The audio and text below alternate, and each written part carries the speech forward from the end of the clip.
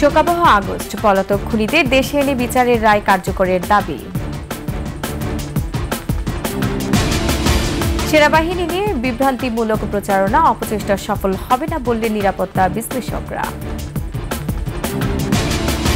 এবং হামাস প্রধান হানিয়া নিহতে মধ্যপ্রাচ্যে উত্তেজনা, প্রতিশোধের হুমকি ইরানের।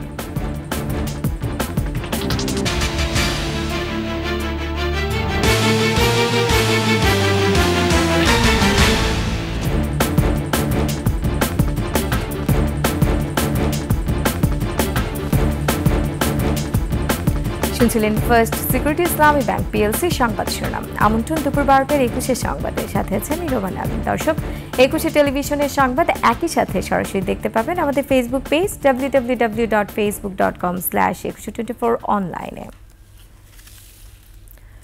শুরু হলো শোক স্তব্ধ মাস আগস্ট। 1975 সালের এই মাসে ঘাতকের দল হত্যা করে হাজার বছরের শ্রেষ্ঠ বাঙালি মানুষের মুক্তি সংগ্রামের মহানায়ক জাতির পিতা বঙ্গবন্ধু শেখ মুজিবুর রহমানকে।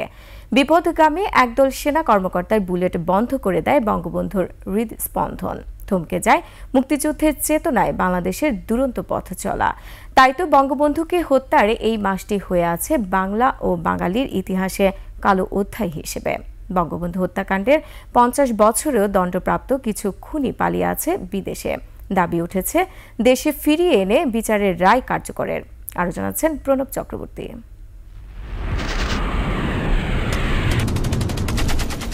ঔপনিবেশিক শাসনের বিরুদ্ধে ভারতবর্ষের স্বাধীনতার জন্য আন্দোলনে মাঠে ছিলেন টুঙ্গিপাড়ার খোকা শেখ মুজিব।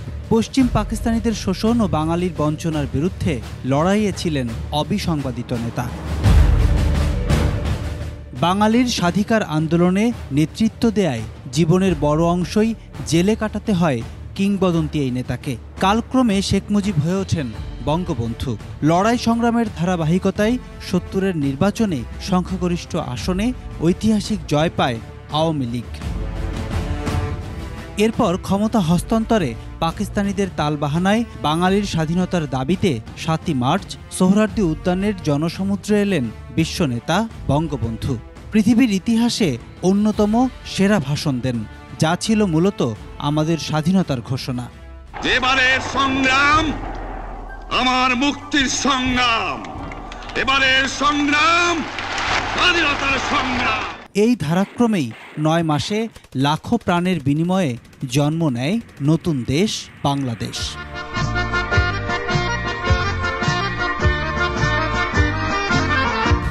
স্বাধীনতার পর যুদ্ধ বিধ্বস্ত দেশ গড়া আর সমৃদ্ধি অর্জনে কাজ শুরু করলেন বঙ্গবন্ধু মুজিব।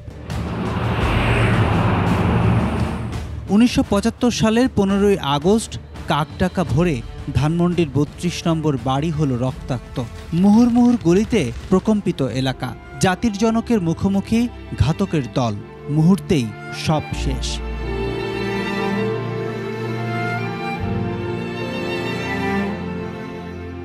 দেশের বাইরে থাকায় প্রাণে বেঁচে যান বঙ্গবন্ধুর 2 কন্যা শেখ হাসিনা এবং শেখ রেহানা। বিশিষ্টজনরা বলছেন, এমন কলঙ্কময় নির্মম হত্যাযজ্ঞ বিরল পৃথিবীর ইতিহাসে। স্বাধীনতার বিরোধী হিসেবে কাজ করেছিল তারা এই মৌকাটা নিয়ে 3.5 বছরের মাথায় আমাদের স্বাধীনতার মহান স্থপতিকে হত্যা করেছিল। 1975-এর এই হত্যাযজ্ঞের পর বাংলাদেশ চলে যায় নিকষ কালো অন্ধকারে। বঙ্গবন্ধু হত্যাকাণ্ডটিকে একটা যে শুধুমাত্র একজন ব্যক্তিকে হত্যা করলো, এটি মনে করার কোনোই কারণ নেই। বঙ্গবন্ধু নিজ যোগ্যতায় একজন প্রতিষ্ঠান হয়ে উঠেছিলেন। পলাতক খুনিদের দেশে এনে বিচারের রায় কার্যকর যেমন সবার দাবি, তেমনি আগামীতে দেশের যে কোনো সংকটে বঙ্গবন্ধুর প্রেরণায় হতে পারে উত্তরণের পথ। জাতির জীবনে আর কখনো এমন দিন ফিরে না আসুক, এমন প্রত্যাশা সবার। প্রণব চক্রবর্তী, 21 টেলিভিশন, ঢাকা।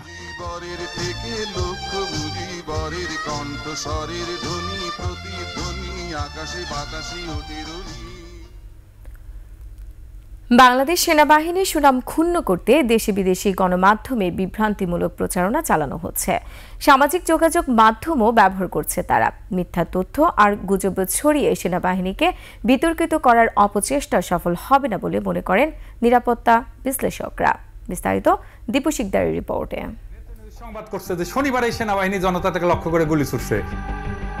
এরকম কোনো ঘটনাই ঘটেনি, তারপরও সেনাবাহিনীকে জড়িয়ে চলছে মিথ্যা প্রচারণা। গুজব ছড়িয়ে মানুষের মধ্যে বিভ্রান্তি সৃষ্টি করতে চায় চক্রটি। বাংলাদেশ সেনাবাহিনী বাংলাদেশের সাধারণ মানুষজনের একটা আস্থার জায়গা বলে তারা এটাকে বিবেচনা করে থাকেন, কিন্তু গত কয়েক বছরে আমরা যা দেখেছি মানুষের এই আস্থার জায়গাটিও তারা প্রায় হারিয়ে ফেলেছেন। যুক্তরাষ্ট্র, কানাডা, যুক্তরাজ্য, ইউরোপের বিভিন্ন দেশ এবং অস্ট্রেলিয়া থেকে সমানতালে চলছে তথ্য সন্ত্রাস। দেশগুলোর মূলধারা গণমাধ্যমও মিথ্যা প্রচারণায় অংশ নিচ্ছে। ইলিয়াস হোসেন, ডক্টর কনক সারোয়ার, পিনাকি ভট্টাচার্য, জাহিদ এর সর্দার, গোলাম মাওলা রনি, এরা কিন্তু প্রতিনিয়ত গুজব, মিথ্যা অপপ্রচার করেই যাচ্ছে দেশের বিরুদ্ধে, সরকারের বিরুদ্ধে, জনগণের বিরুদ্ধে। নিরাপত্তা বিশ্লেষকরা বলছেন, কোটা আন্দোলন ঘিরে চলা সহিংসতায় বিএনপি জামায়াত চক্রের ভূমিকা স্পষ্ট। তাদের শক্তিশালী সাইবার টিম মিথ্যা তথ্য ছড়িয়ে বিভ্রান্তি সৃষ্টি করছে। সামগ্রিকভাবে বলতে চাই যে এরকম কোনো ঘটনা যেহেতু ঘটেনি, কোনো সেনাবাহিনীর বিরুদ্ধে উস্কানি বা সেনাবাহিনী ওভার স্টেপ নিয়েছে এরকম বলাটা বোধহয় সমীচীন না। যারা এই ব্লগিংটা করে এবং যারা এই প্ল্যাটফর্মগুলো তৈরি করে যারা দেয়, তারা কিন্তু টাকা ইনকাম করে। এখানে একটা বিশাল ফাইন্যান্সিয়াল গেইন আছে। কিন্তু তিনি মনে করেন গুজব প্রচারকারীদের উদ্দেশ্য রাজনৈতিক। জামায়াতের হিংসাত্মক কাজের পেছনে ফান্ডিং আছে, এটা নিয়ে কোনো ডাউট নাই। হিংস্র অবস্থান থেকে এখন না পেরে এখন কথার মাধ্যমে, সাইবার আলোচনার মাধ্যমে, প্রোপাগান্ডার মাধ্যমে সেনাবাহিনীকে একটু অসম্মান করা বা তাদেরকে নিয়ে বক্তব্য দিয়ে, এটা আরেকটা হতে পারে কিছুটা উস্কানির ব্যাপারও আছে, যে সেনাবাহিনী যেটা করেনি তাদেরকে বলা হচ্ছে সেটা করেছে, এবং হয়তো দেশের অর্ধেক লোক সেটা গ্রহণও করছে, অর্ধেক লোক জানছে না সেনাবাহিনী কি করেছে। বেসামরিক প্রশাসনকে সহযোগিতা করতেই সেনাবাহিনী নেমেছে বলে মন্তব্য করেন তিনি। সেনাবাহিনীকে কিন্তু ডিপ্লয় করেছে সিভিল প্রশাসনকে সাহায্য করার জন্য, 1 নম্বর। 2 নম্বর, সেনাবাহিনীর যে এই যে আইন যেটা বলে, এই আইনের মাধ্যমেই তারা করেছে। তারা নিজস্ব কোনো চিন্তায় তারা ডিপ্লয় হয়নি। সেনাবাহিনী নিয়ে যতই অপপ্রচার হোক, কখনোই তা সত্য হিসেবে প্রতিষ্ঠিত হবে না। দীপু শিকদার, 21 টেলিভিশন, ঢাকা।